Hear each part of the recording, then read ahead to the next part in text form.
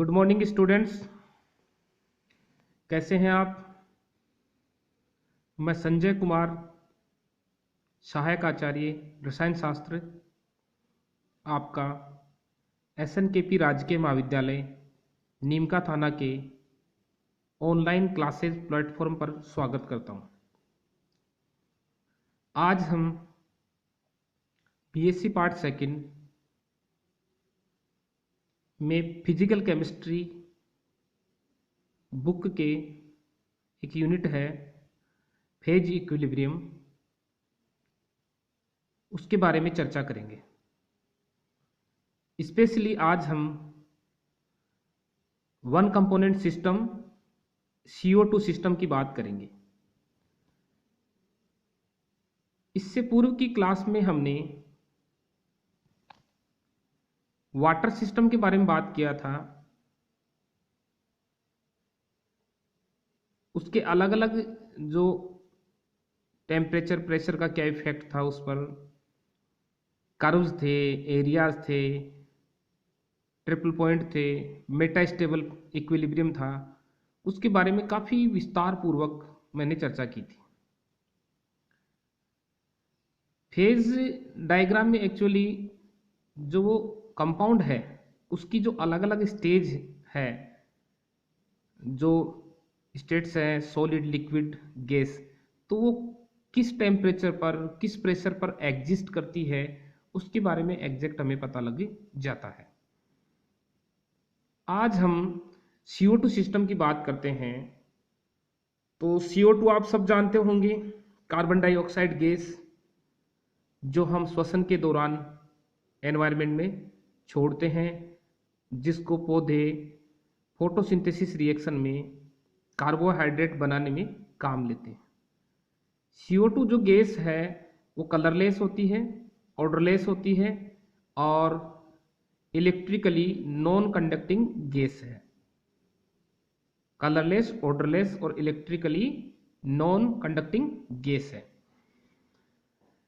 इसके जो phase diagram की बात करें तो जो CO2 जो गैस है, जो CO2 सिस्टम में तीन प्रवस्थाएं हैं, ठोस CO2, लिक्विड CO2 और गैस CO2, तीन इसमें प्रवस्थाएं हैं।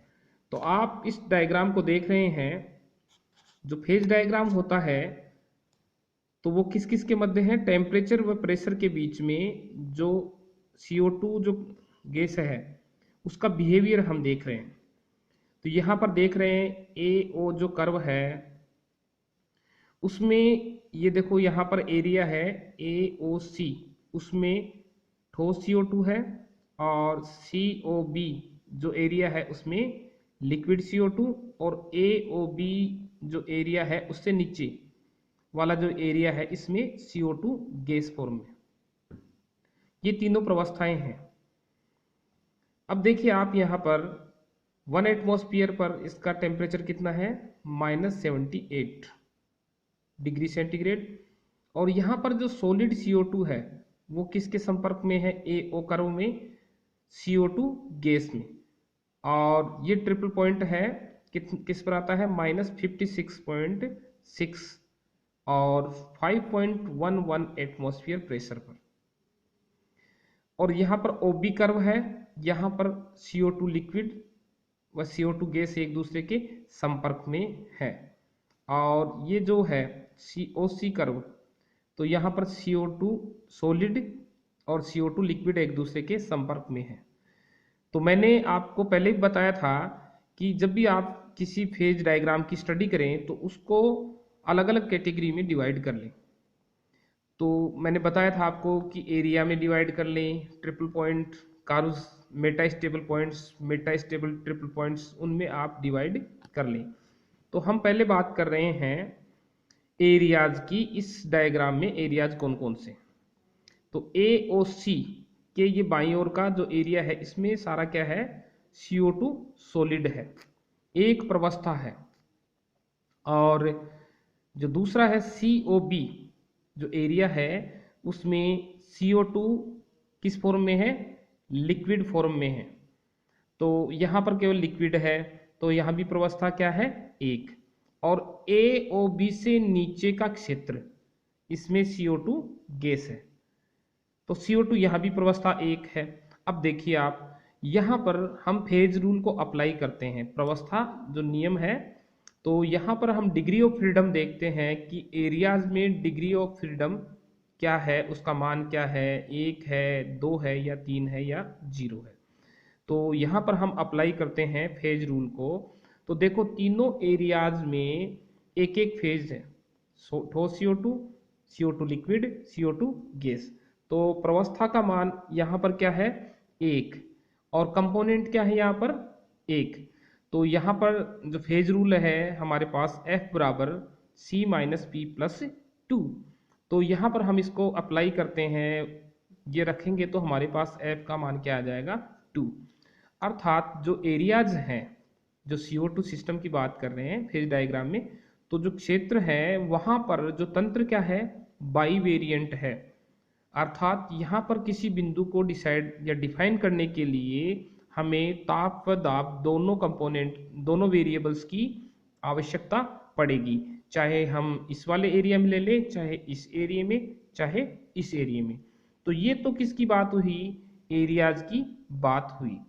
अब हम बात करते हैं कि इसमें ट्रिपल पॉइंट की बात करते हैं। तो यहाँ पर आप देख सकते हैं जो फेज डायग्राम है CO2 सिस्टम के लिए, उसमें एक ट्रिपल पॉइंट है जो O मैंने इसको दिखा रखा है, O पॉइंट।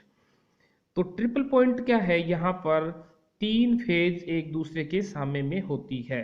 तो यहाँ पर आप देख सकते हैं कि तीनों फेज मैंने सामने में ले रखी है, CO2 सॉलिड, CO2 लिक्विड के साथ सामने में, और CO2 लिक्विड गैस के साथ, और गैस ठोस के साथ सामने में। ये तीनों गैस एक दूसरे के साथ क्या है, सामने में है। तो यहाँ पर जो प्रवस्था का मान क्या है ट्रिपल पॉइंट पर, 3, और ये कौन सा सिस्टम है, 1 कंपोनेंट सिस्टम है। तो जब इसका मान हम फेज रूल में, जो फेज इक्वेशन है ये F बराबर C माइनस पी प्लस 2, तो जब इसका मान हम प्रवस्थाकार कंपोनेंट का रखते हैं तो हमारे पास F का मान निकल कर आता है 0। तो 0 का मतलब क्या हो गया कि जो ट्रिपल पॉइंट है यहाँ पर तंत्र क्या है, ऐचरीय, नॉन वेरिएबल। इसका मतलब क्या हुआ कि जो ये ट्रिपल पॉइंट्स है वो एक निश्चित ताप व दाब पर ही अस्तित्व में आता है। अर्थात ये जो तीनों प्रवस्थाएं हैं, ठोस, द्रव व गैस CO2 की, वो तीनों किस टेम्परेचर पर, -56.6 डिग्री सेंटीग्रेड व 5.11 एटमॉस्फेयर प्रेशर पर ही अस्तित्व में आती है। इसका मतलब ये हुआ। अब हम बात करते हैं कर्व्स की। तो कर्व्स में देखिए आप, इसमें पहला ले रहे हैं curve AO curve. AO curve में आप देख लें कि यहाँ से A से O तक जो ठोस CO2 है वो गैस CO2 के संपर्क में, अर्थात ठोस सीधा किस में बदल रहा है, गैस में। तो यहाँ पर देखिए ताप बढ़ाने के साथ साथ प्रेशर बढ़ता जाएगा। तो 1 एटमॉस्फेयर पर देखो जो एक वायुमंडलीय दाब है उस पर जो इसका CO2 का है -78.0 डिग्री सेंटीग्रेड टेम्परेचर होता है।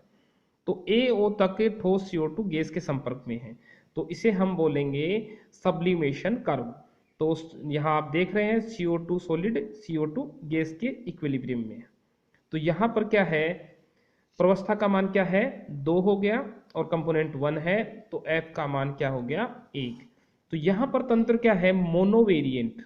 अर्थात यदि हम जैसे यहाँ देखिए 1 एटमॉस्फेयर प्रेशर हमें पता है, तो जब यहाँ से लाइन डालेंगे तो नीचे देखिए आप, तो टेम्परेचर का पता लग जाता है। तो एक जो चर है वेरिएबल का अगर पता है तो दूसरे का अपने आप ही डिसाइड हो जाता है। तो ये है, और इसका जो सब्लिमेशन पॉइंट है CO2 का -78 डिग्री सेंटीग्रेड।